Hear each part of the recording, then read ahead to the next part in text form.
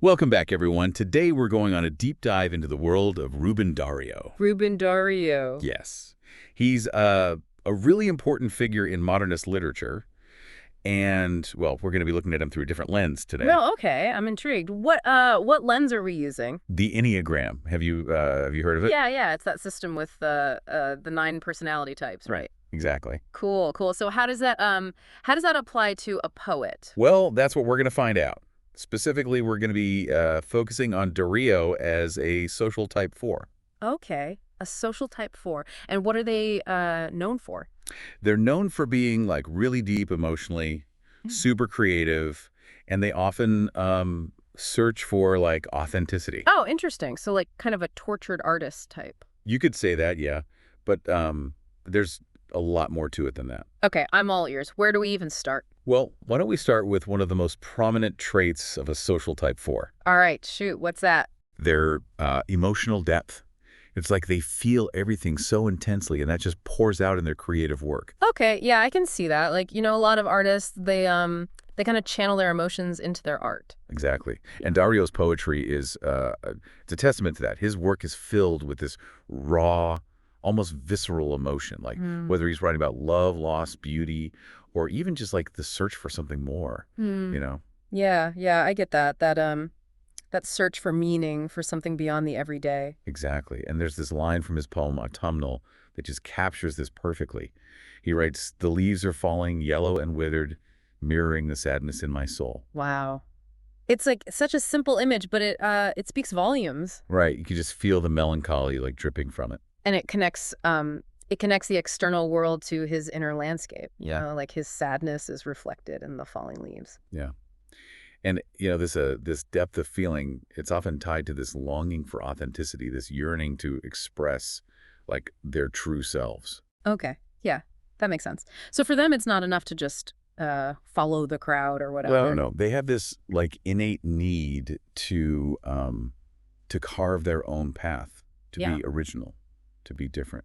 And that's definitely something we see in Dario's career, right? He was a pioneer. He was. He's considered like a pioneer of modernism in Latin American literature. He broke free from all these, traditional poetic forms and just like experimented with language in this totally new way. Yeah, he wasn't afraid to like break the rules to push the boundaries of what poetry could be. Exactly. And it's just so fascinating to me how this like desire to be authentic, this need to be true to oneself can lead to like such groundbreaking art. Yeah. I wonder if that's something we see in other artists too, like even today. Oh, absolutely. Think about musicians who are, creating whole new genres, or artists who are pushing the boundaries of visual art. I bet a lot of them share that same drive.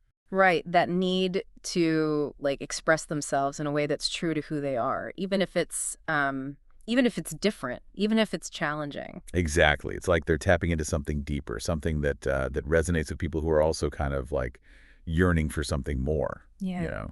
Yeah, totally. Like we all crave authenticity in a way. Exactly. But here's a bit of a paradox when it comes to Dario. Oh, what's that?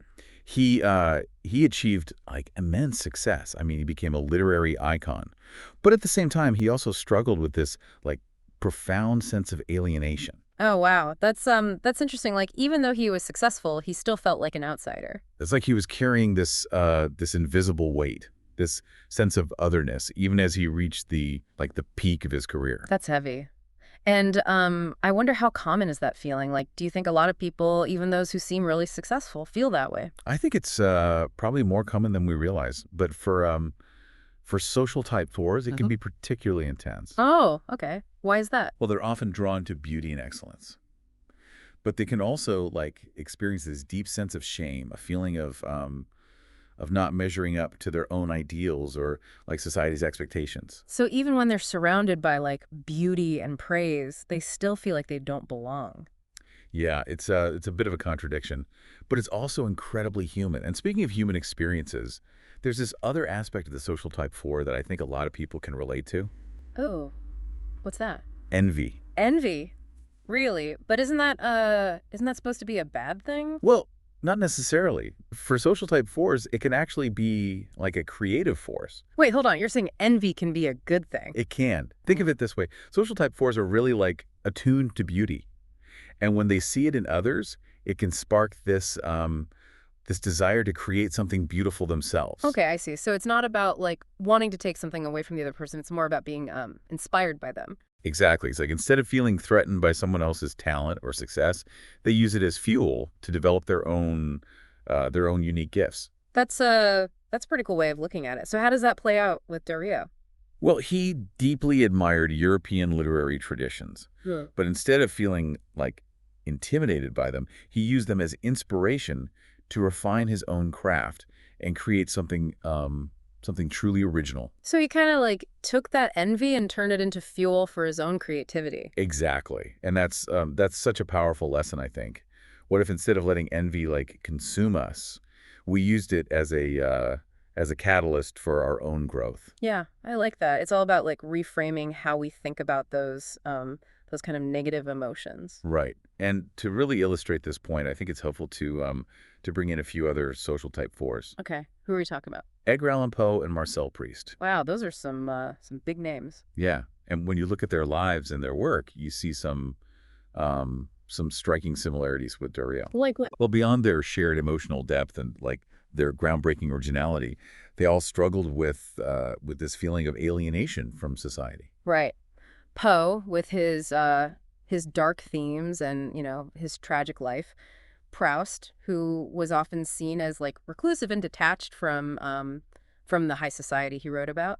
And then Darío, who was always kind of like straddling the line between his bohemian ideals and, the expectations of his time. It's like they were all outsiders in their own way. Yeah. But that outsider's status, that sense of not belonging, it became like a source of creative power for them. Right, like they weren't afraid to explore the darker, more complex parts of human experience, the stuff that society often tries to like ignore. Exactly, and that's part of what makes their work so enduring, so relatable. Because let's face it, we've all felt like outsiders at some point. Yeah, that's true. We've all felt that pang of not belonging, of being different. And by like exploring it so honestly and beautifully, these artists gave a voice to feelings that we all share but often struggle to like articulate. Yeah, I get that. It's like they're saying, "Hey, it's okay to feel this way. You're not alone." Exactly. And I think that to really understand Dario as a social type 4, we need to look at one of his most iconic poems, a poem that like perfectly captures the experience of longing and loss and the kind of bittersweet beauty of life. Okay, which poem is that? Juventud divino tesoro. It translates to youth divine treasure. And it just like speaks to that universal yearning for what's been lost, especially the fleeting beauty of youth. That sounds really interesting. I'm ready to dive in. Let's do it. So, Juventud Divino Tesoro, Youth Divine Treasure. Even the title itself, it says so much about how a social type 4 sees the world. Yeah, there's that reverence for youth, like this recognition that it's precious and, well, it doesn't last forever. Right, exactly. And that kind of duality runs through the whole poem. You have these lines that are celebrating like the vibrancy of youth, the beauty of it. But then there's that haunting refrain, Te vas para no volver. You leave never to return. Man, that's powerful stuff. It is. It's like this stark reminder that youth fades, just like everything else. Yeah, and it's not even like just about the physical changes. Right. It's deeper than that. Absolutely. It's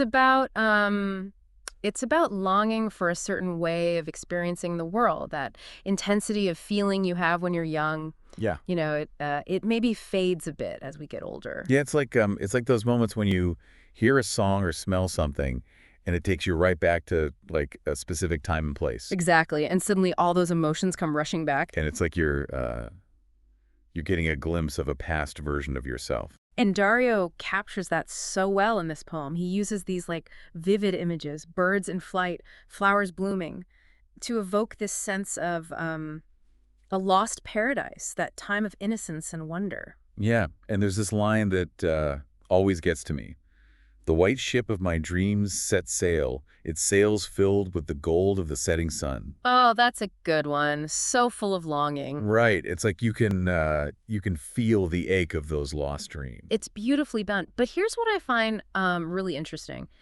That melancholy, that sense of loss, it doesn't like cripple Dario. Ruby. It fuels his creativity. He takes that feeling, that experience of loss, and he turns it into art. So it's like the act of writing becomes a way of like dealing with the grief. Yeah, exactly. He finds beauty in sadness, and that's something that's a hallmark of the social type 4. Okay, yeah. Finding meaning in loss, it makes me think of that saying, turning lemons into lemonade. Right. But, but on a much deeper level, Dario transforms his pain into something beautiful and profound. And he does it in a way that resonates with readers across generations. Exactly. He's giving us permission to feel those things, to acknowledge that life is, well, life is bittersweet. It's full of joy and sorrow, And I think that's the power of art. right? It lets us tap into those shared human experiences. And find solace in the fact that we're not alone in our struggles. Exactly. And that's why Dario's work, even though it was written over a century ago, it still resonates with readers today. He speaks to something timeless, something universal about the human experience. Absolutely. And looking at him as a social type 4, it gives us this whole new perspective on his work. It helps us see the connections between his struggles, his personality, and the themes he explores in his poetry. It's like we're getting a glimpse into his soul. Into the heart of his creativity. So as we start wrapping up this exploration of Dario and Juventud Divino Tesoro, what's the most important thing you hope our listeners take away? That our struggles, even the things that make us feel like outsiders, can be sources of strength and creativity. That's a powerful message. And it's something that that Dario's life and work really embody. He took his pain, his sense of alienation, and turned them into art that continues to inspire people. And that's something we can all learn from. Absolutely. Our imperfections, they don't diminish us. They shape who we are. They make us unique. Exactly. And they contribute to the richness of our own creative expression. So let's shift gears a bit and explore another fascinating aspect of Dario's life and work. Okay, I'm game. What's next? His connection to the French symbolist movement. Yes. Now that's where Dario's artistic journey takes a really interesting turn. It really is a fascinating blend. Imagine like a poet who's immersed in Latin American traditions, right? And then boom, he encounters this wave of European innovation. The French symbolists with their emphasis on imagery, sensory experiences, and the whole idea of exploring deeper meaning through symbols. Two worlds colliding. Yeah. And Dario didn't shy away from it. He embraced it. He saw the potential for something totally new, something that could transcend, geographical and cultural boundaries. So how did this actually play out in his poems? Did he just straight up adopt symbolist techniques, or was it more nuanced? It was more like a fusion, I'd say. You see the symbolist influence in his use of metaphors, in how he explores themes like dreams and the subconscious. And there's often the sense of mystery in his poems, but he never abandoned his Latin American roots. Right, and that's what makes him so unique. This ability to blend influences and create something totally original. Exactly. He took the best of both worlds and forged a new path, a path that would influence countless other poets. Can you give us an example of a poem where we can really see this fusion? Sure. Sonatina is a great example. It's filled with opulent imagery, exotic settings. There's a real sense of longing, which is very characteristic of both Dario and the symbolists. But at its heart, it's a very personal exploration of themes like isolation and the desire for escape. It's amazing how one poem can hold so many layers of meaning. That's Dario for you. There's always something more to uncover, some new connection to make, some deeper meaning to explore. So as we wrap up our deep dive into Rubén Darío, what do you hope our listeners take away from all of this? I hope they come away with a deeper understanding of just how complex and rich Dario's work is. He wasn't just a poet. He was a cultural bridge builder, someone who brought together different influences and created something truly unique. And, seeing him as a social type 4 adds this whole other layer. It helps us connect his struggles, his creative drive, and the themes he explores in his poetry. It reminds us that the things that make us different, that set us apart, can also be the source of our greatest strength. It's been a fascinating journey exploring the life and work of Rubén Darío, a true poet of the soul. Thanks for joining us, and we encourage you to continue exploring the hidden depths of literature and the human experience. And maybe even explore the Enneagram a little more. You might be surprised by what you learn about yourself and the world around you.